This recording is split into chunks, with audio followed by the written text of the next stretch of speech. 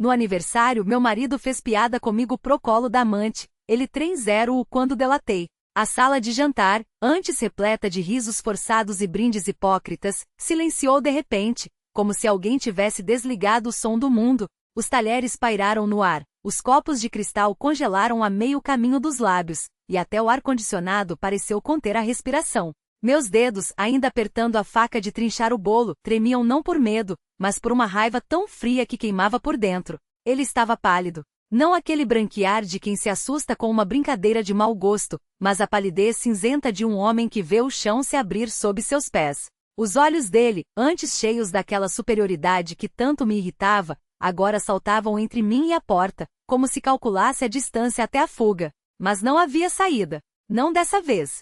Você está brincando, certo? Sua voz saíra fina, quase um chiado. O suor brotava em sua testa, escorrendo pela têmpora como lágrimas de um covarde. Eu sorri. Não o sorriso amargo de quem engole sapos há anos, mas aquele curvo, quase doce, de quem finalmente segura as rédeas do jogo. Brincar? Repeti, passando a língua pelos dentes antes de soltar a faca sobre a mesa com um estalo seco. Não, querido. Brincar foi você, quando me deu esse colar de pérolas no nosso aniversário de 5 anos, as mesmas pérolas que a sua amante usou no jantar de negócios semana passada. Inclinei-me para frente, baixando a voz como se compartilhasse um segredo.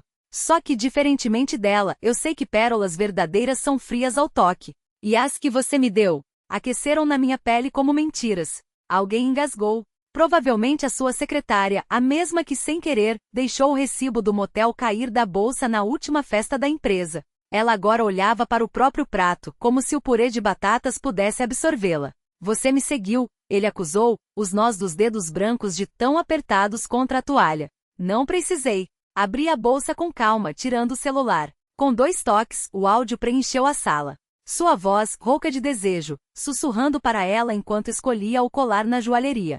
Tem que ser igual ao que a minha mulher sonha, assim quando ela usar, vai ser como se eu a estivesse traindo 2 vezes. A risada dela, aguda e triunfante, ecoou como um tiro. O silêncio que se seguiu foi tão denso que dava para cortar com a faca que ainda brilhava sobre o bolo intocado. Quantos anos, Afonso? Minha voz não tremia. Quantos anos você achou que eu não sabia? Que eu não sentia o cheiro dela no seu casaco, o gosto do perfume dela nos seus beijos? Que eu não via como você olhava para mim, como se eu fosse um móvel velho, útil só para enfeitar a casa? Ele abriu a boca, fechou. Tentou se levantar, mas as pernas falharam. Caiu de volta na cadeira, um boneco de pano com o fio cortado. Eu podia ter feito como você, continuei, arrumando o guardanapo no colo com uma precisão cirúrgica. Podia ter arrumado um amante, gasto seu dinheiro, destruído sua reputação aos poucos. Mas sabe, Afonso? Eu prefiro a honestidade da ruína. Prefiro que você olhe nos meus olhos e veja o exato momento em que tudo que você construiu desmorona.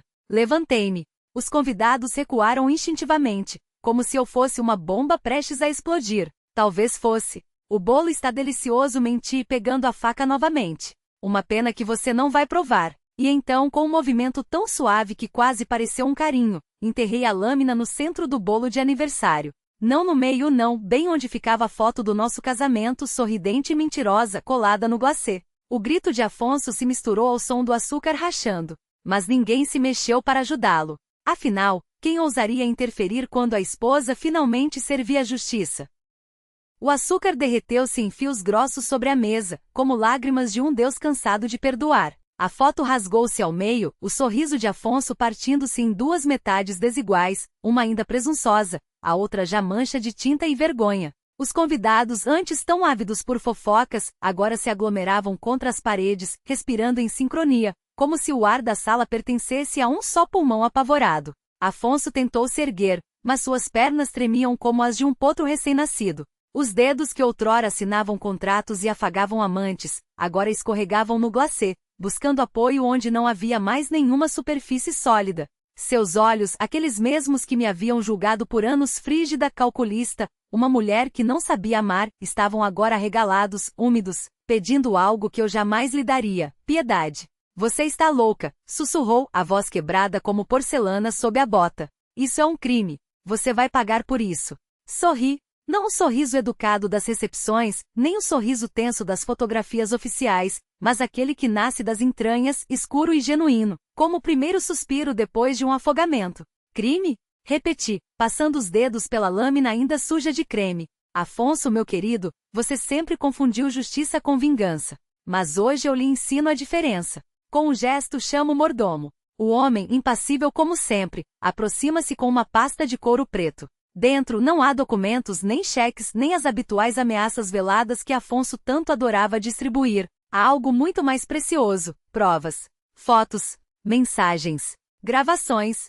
Cada uma delas, uma agulha enfiada lentamente na carne podre do seu império. Os subornos aos fiscais. As empresas fantasmas. As amantes, sempre tão descuidadas com os detalhes, tão ansiosas por joias e apartamentos que nunca questionavam de onde vinham os cheques. Você pensou que eu não sabia? Perguntei, embora não fosse uma pergunta. Que eu passaria décadas servindo chá e sorrindo para seus sócios, enquanto você me traía com tudo que tinha saia e um número de conta bancária.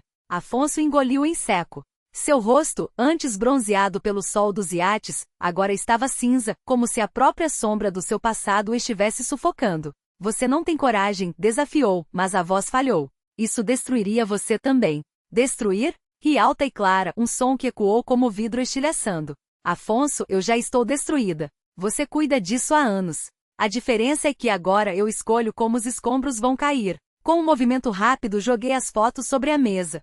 Elas espalharam-se como cartas de um baralho amaldiçoado, revelando segredos que, uma vez expostos, não poderiam mais ser recolhidos. Os convidados, aqueles mesmos que riam dos seus trocadilhos vulgares e beijavam suas bochechas em público, agora recuavam, os rostos contorcidos em máscaras de nojo e medo. Afinal, ninguém gosta de ver o rei nu, especialmente quando o rei fede a podridão. A polícia já está a caminho, informei, ajustando a luva como se estivesse me preparando para um baile, não para um enterro. Eles vão adorar saber como o grande Afonso Mendes financiou sua última campanha. Como pagou pelo silêncio de tantas parceiras de negócios. Ele tentou correr, claro que tentou. Mas as pernas traidoras não responderam. Ou talvez fosse o peso de todas as mentiras, finalmente o imobilizando. Quando os primeiros sirenes ecoaram ao longe, Afonso desabou sobre a cadeira, não como um homem derrotado, mas como um boneco cujas cordas foram cortadas. Eu me aproximei. Não para consolá-lo, não para cuspir em seu rosto, mas para sussurrar ao seu ouvido, tão baixo que só ele poderia ouvir. Feliz aniversário, meu amor! E então, enquanto as luzes azuis pintavam as paredes da sala, saí. Não corri. Não olhei para trás. Caminhei passo a passo, como quem sabe que o fogo que deixou para trás não queimará apenas uma casa, mas um reino inteiro. Do lado de fora, a noite estava fria, mas o ar cheirava a liberdade. Respirei fundo. Pela primeira vez em anos, não havia ninguém me observando. Ninguém para julgar, para sussurrar, para medir o tamanho dos meus passos ou o tom da minha voz. Entrei no carro. O motor ronronou complacente. No banco do passageiro, uma mala esperava, não cheia de roupas ou joias, mas de documentos. Novos, limpos, com um nome que não era mais o meu de casamento. Ao ligar o rádio, uma canção antiga preencheu o silêncio. Uma daquelas que Afonso odiava, que chamava de música de velha. Sorri. Velha. Talvez fosse. Mas velhas sabem coisas que os jovens nunca sonhariam. E enquanto o carro se afastava, leve como uma folha solta no vento, soube que não olharia no espelho retrovisor. Algumas ruínas não merecem testemunhas.